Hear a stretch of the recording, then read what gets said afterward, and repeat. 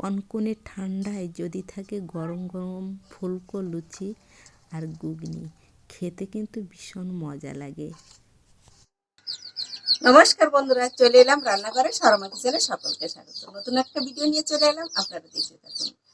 পুরোনো বন্ধুদেরকে অনেক অনেক ভালোবাসা রইল, আর নতুন বন্ধুদের কাছে অনুরোধ রইল সাবস্ক্রাইব করে আমার পাশে থাকুন। পাশে থাকা বেল আইকনটা প্রেস করুন, তাহলে প্রথম নোটিফিকেশনটা চলে যাবে আপনার কাছে। যারা পেজ থেকে দেখছেন, লাইক কমেন্ট শেয়ার করে ফলো বাটনে ক্লিক করে আমার পাশে থাকুন।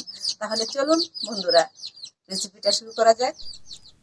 ময়দা নিয়েছি আমি 250 গ্রামের মতো, আর ময়দা আমি চেলে নিয়েছি যাতে কোনো ময়লা না থাকে। এই জন্য অনেক সময় অনেক ময়লা থাকে, এই জন্য চেলে নেওয়াটাই ভালো।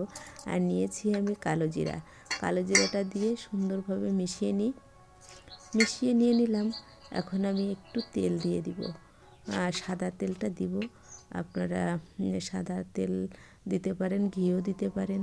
তো আমি সাদা তেল দিয়ে দিলাম। সাদা তেল দিয়ে সুন্দরভাবে মিশিয়ে নিই। সুন্দরভাবে কিন্তু আমি সাদা তেল দিয়ে মিশিয়ে নিয়েছি। আর এভাবেই কিন্তু মিশিয়ে নিয়ে একটু মুট করতে হবে। মুট করে যদি ভেঙে যায় তাহলে বুঝবেন যে সুন্দরভাবে মিশানো হয়ে গেছে। তো আমি মুট করাটা দেখালাম না। এখন আমি উষ্ণ গরম জল নিয়েছি, কিন্তু আপনারা উষ্ণ গরম জল নেবেন, তাহলে আপনার লুচিটা খুব সুন্দর ফুলে উঠবে। আর আমি একটু একটু করে জল দিয়েই ডোটা তৈরি করব। একসাথে অনেকটা জল দেব না, তাহলে কম বেশি হয়ে যাবে। এই জন্য একটু একটু জল দিয়ে ডোটা তৈরি করে নিতে হবে। তো আমি ডোটা কিন্তু তৈরি করে নিয়েছি। এভাবেই তৈরি করে নিতে হবে। মেলা শক্ত হবে না, আবার নরমও হবে না। এভাবে তৈরি করে রেখে দিতে হবে। তো আমি এখন একটু সাদা তেল আবারও দিয়ে দিলাম। একটু সাদা তেল দিয়ে আরেকটু মাখিয়ে নিলাম। একটু মাখিয়ে আমি ঢাকা দিয়ে কিছু সময়ের জন্য রেখে দেব, তাহলে ভালোভাবে সেট হয়ে যাবে। আর এই ফাঁকে আমি ঘুগনিটা রান্না করে নিব। ঘুগনিটা রান্না করার জন্য কিন্তু আমি এই ঘুগনিটার যে বুট, সেই বুটটা সিদ্ধ করে নিয়েছি। সেটা আপনাদের আর দেখাইনি, কারণ আমি আগে থেকে সিদ্ধ করে নিয়েছি আলু এবং বুটটা, যাতে আমার রান্নাটা খুব তাড়াতাড়ি হয়ে যায়। আর সিদ্ধ জিনিসটা তো সবাই পারে, তাই না? তো আমি এখন ঢেকে রেখে দিলাম। তো দেখেন আমি আলুটা এইভাবে কেটে নিয়েছি, এভাবেই কেটে নিয়েছি। আর বুটটা আমি সিদ্ধ করে নিয়েছি। মশলা নিয়েছি, জিরে ধনে বেটে নিয়েছি, গরম মশলা, ঝাল, এটা বেটে নিয়েছি। তো নিরামিষ রান্নাটা হবে, তো এই জন্য তেজপাতা নিয়েছি, দেখলাম আপনাদের। আর তেলটা আমি কড়াইয়ে দিয়ে দিয়েছি। একটু রোদ্দুর পড়েছে, কেমন যেন দেখাচ্ছে। তো আমি একটু সরিয়ে নিলাম। আর এখন খুব সুন্দর আলো এসেছে। রোদ্দুরটা একটু মানে আটকা দিয়ে দিয়েছি। তো আমি তেলে ফোড়ন দিয়ে দিয়েছি, জিরে ফোড়ন দিয়ে একটু নাড়িয়ে নিলাম। আর সুন্দর করে আমি ফোড়নটা ভেজে নেব। আর সাথে দিয়ে দিয়েছি আমি তেজপাতা আর জিরে ফোড়নটা সুন্দরভাবে তেলে ভেজে নিতে হবে।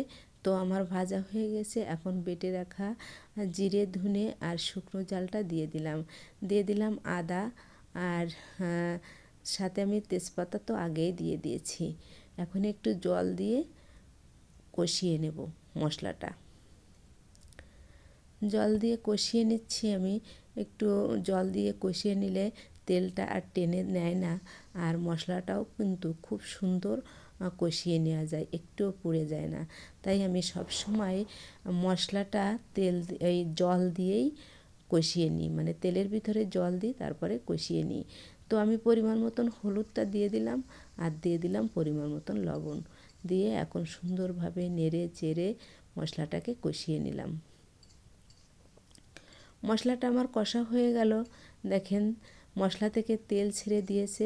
যখনই বুঝবেন আপনার মশলা থেকে তেল ছেড়ে দিয়েছে, তখনই আপনার মশলাটা কষা হয়ে যাবে, বুঝবেন। তো আমার মশলাটা কিন্তু কষা হয়ে গেছে। আর আমি এখন যে আলু আর ঘুগনিটা রেখেছিলাম সেটা এর ভিতর দিয়ে দেব, দিয়ে সুন্দর করে আবার নেড়ে চেড়ে নেব। এই রান্নাটা না খুবই ভালো লাগে খেতে। তো আপনারা এভাবে নিরামিষটা করে খেয়ে দেখবেন, খুবই স্বাদের হয়। তো আমি আলুগুলো এখন ছেড়ে দিই। আলু দিলাম, আর আলু দিয়ে আমি এরপরে দিয়ে দেব বুটগুলো। তবে আলু দিয়ে একটু মশলা দিয়ে নাড়িয়ে চাড়িয়ে নিলাম। মশলাটা আলু দিয়ে একটু ভেজে নিলাম যাতে আলুর গায়ে মশলাটা মিশে যায়। এখন আমি যে বুটটা সিদ্ধ করে রেখেছি সেটা দিয়ে দিলাম। সবগুলো বুট দিয়ে একইভাবে আবার একটু নাড়াচাড়া করে নিই। বুট দিয়ে মশলাটা আর আলু দিয়ে আবার একটু নেড়ে চেড়ে সুন্দরভাবে ভেজে নিলাম। ভাজা হয়ে গেল। এখন আমি কিন্তু পরিমাণ মতন জলটা দিয়ে দেব। একটু সময় নিয়ে কিন্তু ভেজে নিতে হবে। তো আমি যেটা বলি আপনাদের, আমি কিন্তু খুব বেশি তেলে রান্না করি না, পরিমাণ মতন তেল দিয়ে রান্না করি, যেটা স্বাস্থ্যের জন্য উপকারী। এভাবেই রান্নাটা করি যাতে মানুষের স্বাস্থ্যটা ভালো থাকে, আবার সুস্বাদু খাবারটাও খেতে পারে। তো আমি কিন্তু সুন্দরভাবে দেখেন একটু সময় নিয়ে ভেজে নিলাম। আমার বুটটা একটু বেশি সিদ্ধ হয়ে গেছে, আর একটু কম সিদ্ধ হলে ভালো হতো। আমি প্রেসারে দিয়ে সিদ্ধ করেছি তো একটু বেশি হয়ে গেছে। তো আমি এবার লবণটা দিয়ে দিলাম পরিমাণ মতন। আমি মশলাতেও একটু লবণ দিয়েছি, তো আপনাদের পরিমাণ মতন আপনারা একটু চেখে দেখে লবণটা দিয়ে দেবেন। তো আমি লবণটা দিয়ে দিলাম, আর হলুদটা তো দিয়েছি দেখেছেন। তো এখন একটু জাল করি। সময় আমি জাল করে নিলাম। আমার রান্নাটা প্রায় কমপ্লিট হয়েছে। আমি একটু মশলা দিয়ে দিলাম, আর বেটে রাখা গরম মশলাটা দিয়ে দিলাম। আমি আগে যে মশলাটা দিয়েছি সেটা আমার কাছে আগে থেকেই তৈরি করা ছিল। আর দিয়ে দিলাম ধনেপাতা কুচি। ধনেপাতা কুচি দিলে ভালো লাগে খেতে, তো আমি দিয়ে দিলাম। আর জিরে ধনে গুঁড়ো করে রেখেছিলাম, সেই গুঁড়োটা আমি একটু দিয়ে দেবো। আমি আগে একটু চাট মশলা করেছিলাম, ঘুগনিতে সবসময় একটু চাট মশলা দিলে ভালো হয়, তাই দিয়েছি। তো আমার রান্না কিন্তু কমপ্লিট। এখন আমি নামিয়ে নেব। দিয়ে 2 মিনিটের মতো একটু জাল করে নিলাম। এখন নামিয়ে নিলাম এই পাত্রে। আর এই পাত্রে নামিয়ে নিয়ে আমি লুচিটা এখন তৈরি করে নিব। তো ডোটা বের করে নিলাম, বের করে নিয়ে ভালোভাবে আরেকটু মথিয়ে নিলাম। ভালোভাবে মথিয়ে নিয়ে লুচিটা তৈরি করলে কিন্তু খুব সুন্দর ফুলে ওঠে। তো আমি লিচিগুলো কেটে নিলাম সব এভাবে গোল গোল করে।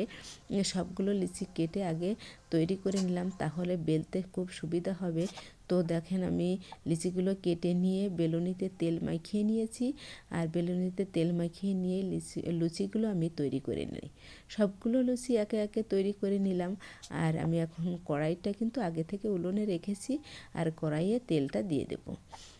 এই লিচিগুলো আগে থেকে বেলে বেলে এক পাত্রে রাখলে তাড়াতাড়ি আর কি টা ভেজে নেওয়া যায়। এই জন্য আমি আগে থেকে বেলে আলাদা পাত্রে করে নিয়েছি। আর কড়াইটা তো উনুনে দিয়েছি, বলেছি আপনাদের। তেলটা দিয়ে দিলাম, গরম করে নিলাম। তেল গরম করে লিচিগুলো এক এক করে ছেড়ে দেবো। আমি মেলা তেলে কোনো সময়ই কোনো খাবার তৈরি করতে চাই না, অল্প তেলে তৈরি করি। তো এইভাবে তৈরি করলে এর লিচি যে দিয়েছি এটার গায়ে একটু তেলটা ছিটিয়ে দেবেন, দেখবেন খুব সুন্দর ফুলে ওঠে। আর লুচি যদি আপনি খুব মুচমুচে করতে চান তাহলে অবশ্যই একটু লালচে করে ভেজে নেবেন, মানে একটু কড়া ভাজা দিতে হবে। একটু কড়া ভাজা দিলে লুচিগুলো খুব মুচমুচে হয়।